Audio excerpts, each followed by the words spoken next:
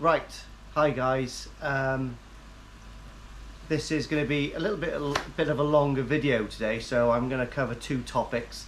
And the first topic I'm going to cover is the problem I've got with my koi fish at the moment. So I've been speaking to a lot of people on my YouTube page. So many positive comments and ideas for me to go over in the last week. A lot of you guys, have suggested contacting a lady called Dr. Paula Reynolds, and that seemed to come up on quite a lot of the comments. And but I did go through every comment, by the way. I contacted a couple of guys via email, Koi with Paul. And Paul, I haven't got back to you yet, and I am so sorry. But what you've said was very, very interesting. I took everything on board, but I'm going to get back to you tonight, my friend. I'm going to send you a lovely email back.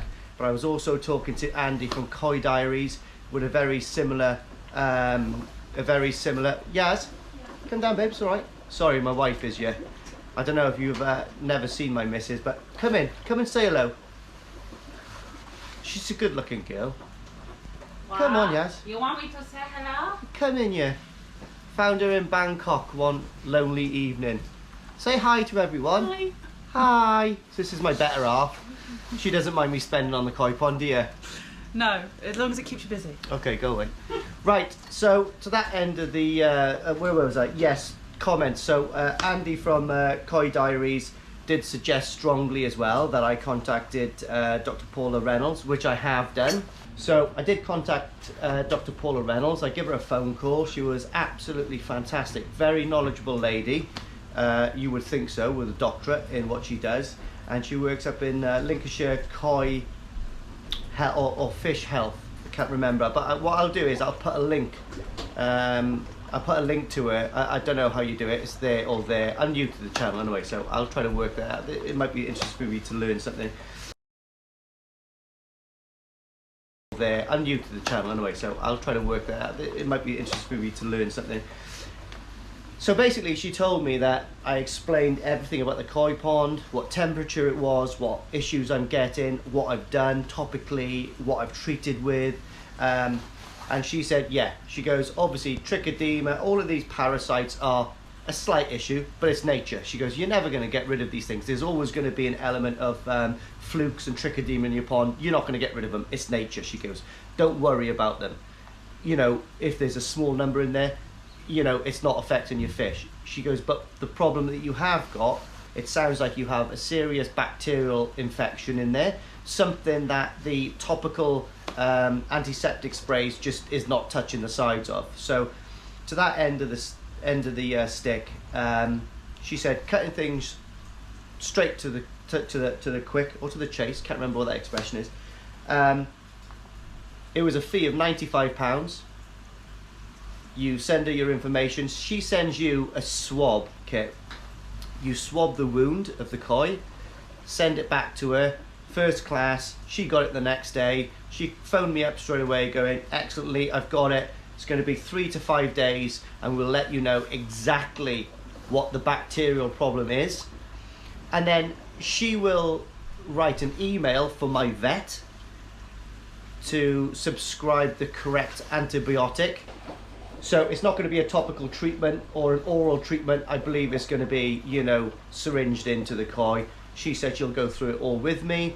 But she said it sounds like, you need to pinpoint exactly what bacteria it is. It sounds pretty strong, and it's not going to go away unless you go down the route, if you're listening to America, route of a course of antibiotics. And she said also team it up with a course of chloramine T. She said disregard what it says on the back, and she's told me exactly what to do with the treatment of this. So the same time I basically treat my koi, I actually use this for the first time pretty much straight away. And she's told me the way that she wants me to use this product. She knows they've done extensive research on everything, and she goes, by far chloramine T is the best product to use, coupled with the antibiotics that I'm going to be using for the koi.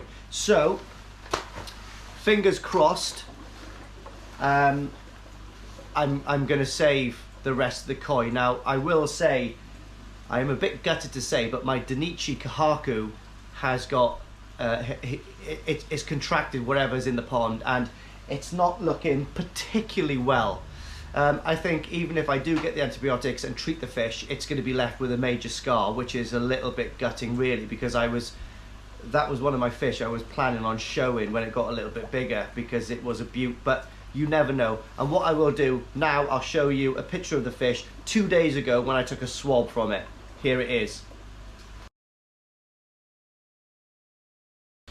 Yeah guys, so that's what I'm up with. So 1 week ago, that koi only had a 1 blemished scale.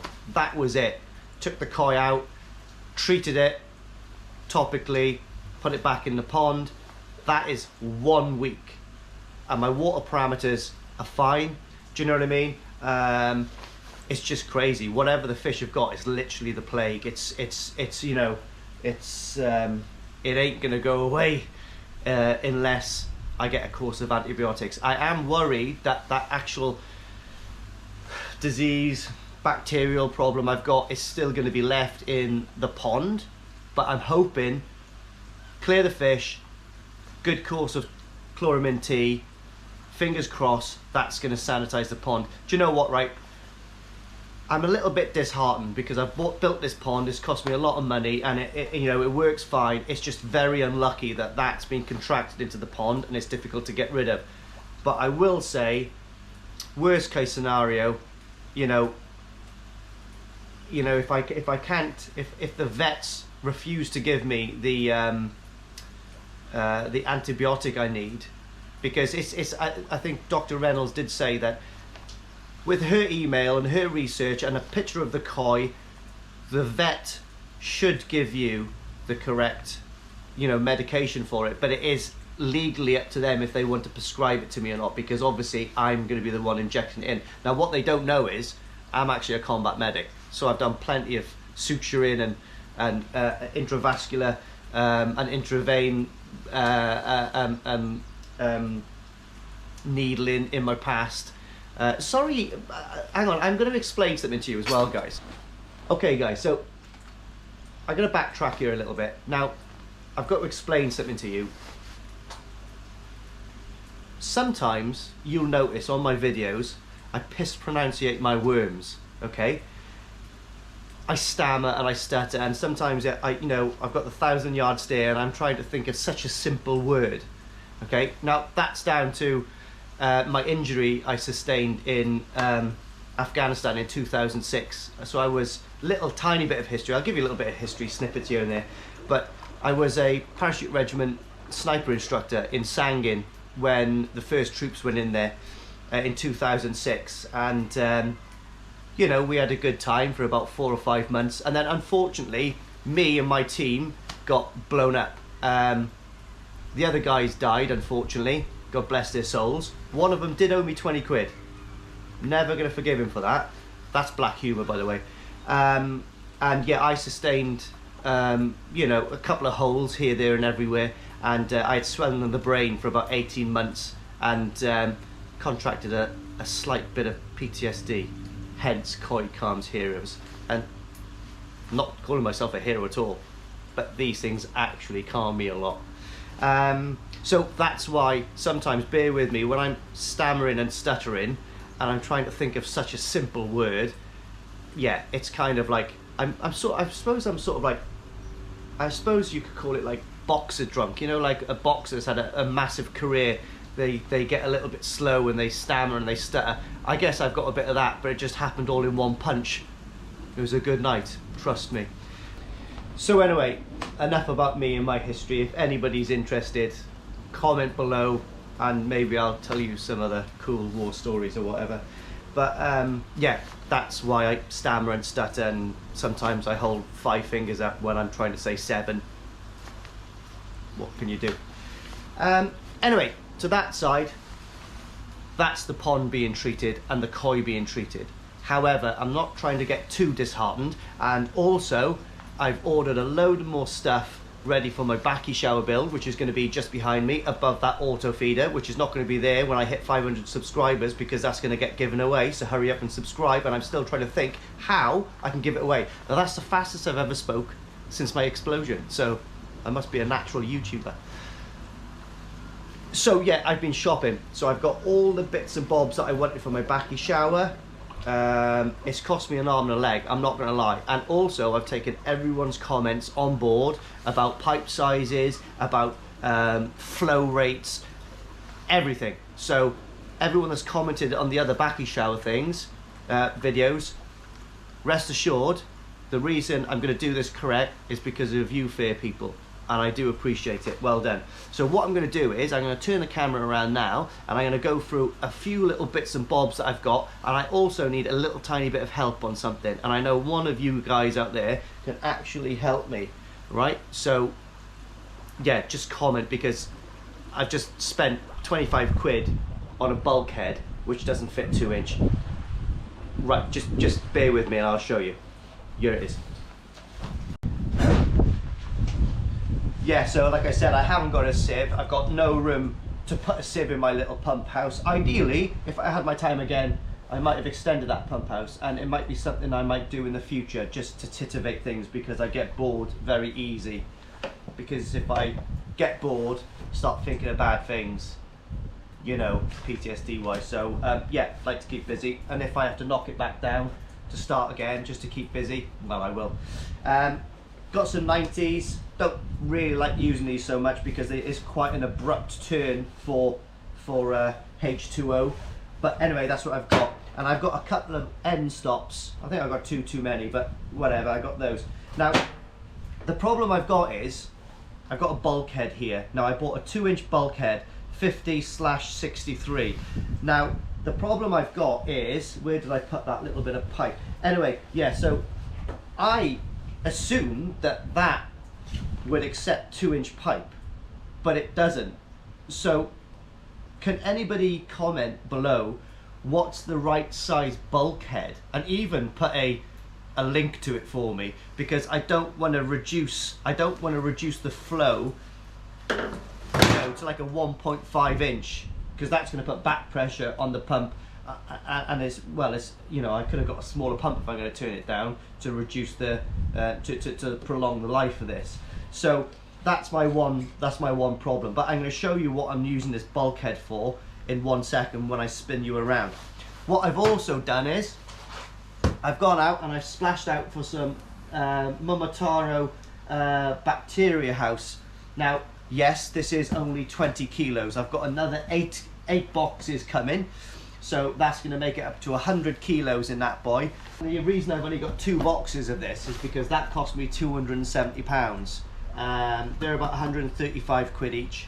And like £5.95 postage from Absolute Koi up north somewhere. I'm not quite sure what it is, but I think it's northeast. Now, these guys, fantastic. I ordered this one evening, literally come, you know, 36 hours later. So great guys to deal with. I actually did phone him to see if they did have a Momotaro Bakki shower in stock before I found that one on the internet. So I feel a little bit bad that he lost a sale, but self-preservation of your wallet, isn't it? You know what I mean? I got that a lot cheaper. So anyway, that's that. But I'm still giving him some trade from selling the Bakki House media. So I'm not that bad. Like I said, so there's another 8 boxes of this coming. I just wanted to get these, and then I'm gonna go. I'm gonna jump in at the deep end and order some more at the end of this month, because this Bakki shower is not going to be up and running for another couple of weeks yet, because I've got quite a lot of work involved in it, which I'll show you right now. This way, guys. Okay, so the plan is, like I explained to you before, I think these things are absolutely gorgeous. Okay, so what my plan is, the only thing I don't like about these Bakki showers, which people do, and I understand why they do it, because it's easy to do it, and some people just want to use this unit as filtration. Well, that's fine. But like I said before, I've showed you my Harley Davidson in the last but one video, I think. So quite like the engineering and stuff, and I do like to see the workings of stuff, and this is a lovely piece of engineering as far as I'm concerned. So the one thing I don't like is when on the pond you've got that horrible grey plastic pipe going up the side. Now what I was intending on doing was getting the same size tubing in stainless steel and replacing this section with stainless steel, so it would look nice. But then I thought to myself, because this Bakki shower is going to be sunk and mounted pretty much into the back of the wall of my koi pond, so I would guess the koi pond would be about there, the wall would be about there, and the rest of it then will stand proud. Yeah, so actually it's going to be this height here, but I'm going to dig it into the wall, so that's why it's going to take a couple of weeks to do it, because I've got to go into my neighbour's side, which they're fine about, because I bought him some chili plants the other day, so I'm on good terms. Go into his side and knock the wall down from there to eliminate as much, like mess getting into the pond, bits of brick and stuff, because obviously that will benefit me and the fish, because I'll have to get in there and clean it all out, and I haven't got a pond vac. I've got a Karsha vac though, and I think it's a wet and dry vac. Can someone else just help me out with a comment and see, could I stick my Karsha pipe on the floor of the pond and suck things up? I don't know, never tried it. Yes, so it's going to be sunk into the wall about to there. So that being said, I can actually, from the pump house, so this obviously is getting fitted that side. So it's the right hand side of the unit which is closest to the pump house, which is why I wanted a bulkhead. So my plan is, in the bottom unit or the second unit, which is probably going to be the second unit, I'm going to drill a hole and I'm going to mount the bulkhead into the side here. This section is going to be underneath the wall, remember, so you're not going to see the side of this unit. So the bulkhead will be mounted into the side of the Momotaro Bakki shower, and obviously then the pipe work will go into the bulkhead and it will disappear into the pump house. I'll show you in the pump house section my ideas and thoughts there as well. So this will go in, so then obviously I'll have this section inside the side of the Bakki shower. So then what my plan is, I'm going to put a bit of pipe through here, cut the pipe when it comes to the center here, mount it with one of these up there, obviously drill a hole through the mesh in the center there and the mesh in the center on the top unit. So then when I put the other pipe, it'll be something like that with a pipe coming through, cut it to the top here, mount the T section on the top, which will be mounted roughly there, just above, maybe even just out of sight possibly, because I suppose the Bakki house media will be to here. Then what I'll do is I will mount two pipes here, cut them there, put the caps on the end, and then obviously I will drill the holes in here to perform the duty of showering the water over the top of the Bakki house. Now I'm quite proud of that idea, so that's the reason why I am a little bit stuck at the moment, because I can't really modify this unit until I get the correct bulkhead. Now there's no pressure obviously. What I could do, I could just drill a hole straight through and put a pipe all the way through and just put a bead of silicone around it, because like I said, it's only falling water on the inside, which is, there's no pressure for it to push the water out and stuff. But I would like to do a nice job of it. This would hold everything nice and steady, and when I've got the pipe going up, you've got you've got like the pressure of that rubber seal holding it still, so there's gonna be no twisting or anything like that. And that is the business end completed, idea wise. So now what I'll do, I'll take you into the pump house and I'll show you that side, what my ideas are. So guys, it's a little bit tight in here, but I hope you can see what I'm actually trying to explain. So let me move out the way.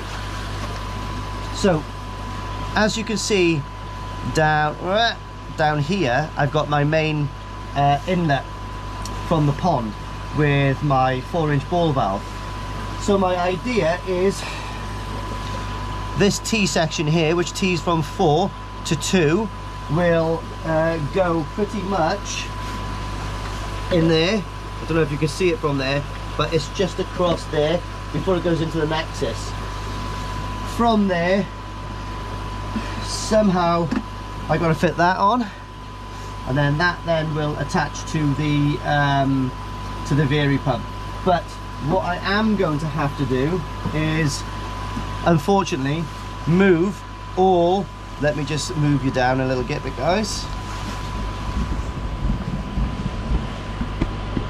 Unfortunately, what I'm going to have to do is move all of my electrics. So I might mount my electrics a little higher or something, because the pipe will have to come up through here, and in the corner there, that's where the hole is, and that's where the pipe is going to leave the pump house and travel into the side of the Momotaro Bakki shower through the bulkhead.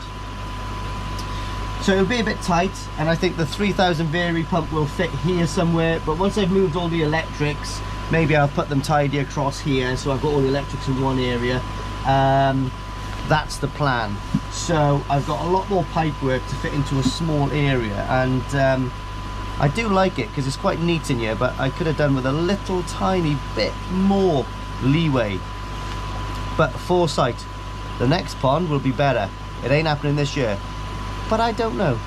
Yeah, so if you can see across here, I've got my 1 meter stainless steel blade.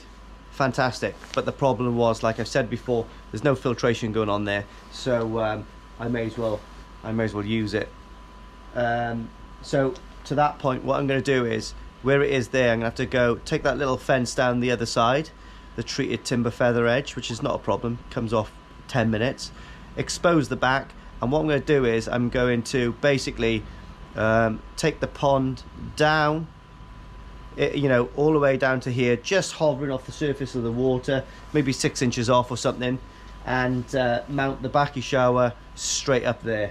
But I do have other plans for the pond before the winter comes. I'm actually going to put a polycarb roof on it, and I think I'm going to make it into its own designated, pretty much, room. I'm gonna get some windows to go up onto the pond here, and I'm gonna have a seating area out there. So, but that would be another video. That would be a good laugh. Looking forward to that one. Love a set of French doors, me. Yeah, obviously French doors in front. But another little thing I've done, and I'm going to show you guys really quick, is I had massive problems with cats coming in, and I've got video footage from my CCTV camera with cats just walking around here, and actually on my polycarb tops where I'm trying to keep the heat in. So much to the disgust of cats, what I have done is, oh yes, I've put an electric fence. So if you can see up there, see the little wire running all the way across, so it literally borders the whole periphery of my garden, literally, you know, to that corner. Obviously I have some anti-bird mesh to go in here to stop the cats coming in this way, but I've had, for the last week, I've had no cats come in this garden at all, and it's not a massive shock. Woo! Ooh, a little bit of a shock, but it's yeah, it's quite funky.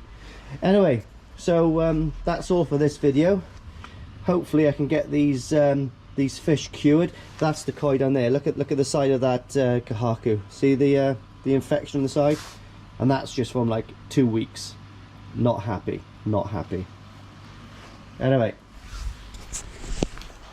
hope you've enjoyed this video, and what I'll do is I'll go through the bulkhead installation and me titivating this actual unit. I do feel a little bit nervous about doing it, really, because it's such a nice, nice unit and stuff, but I'm gonna have to tailor it for me, and I did get it at a good price. So thanks for watching. Subscribe. 500 subscribers. I'm only 100 away, and my auto feeder's getting given away. So don't be shy. Give it a try.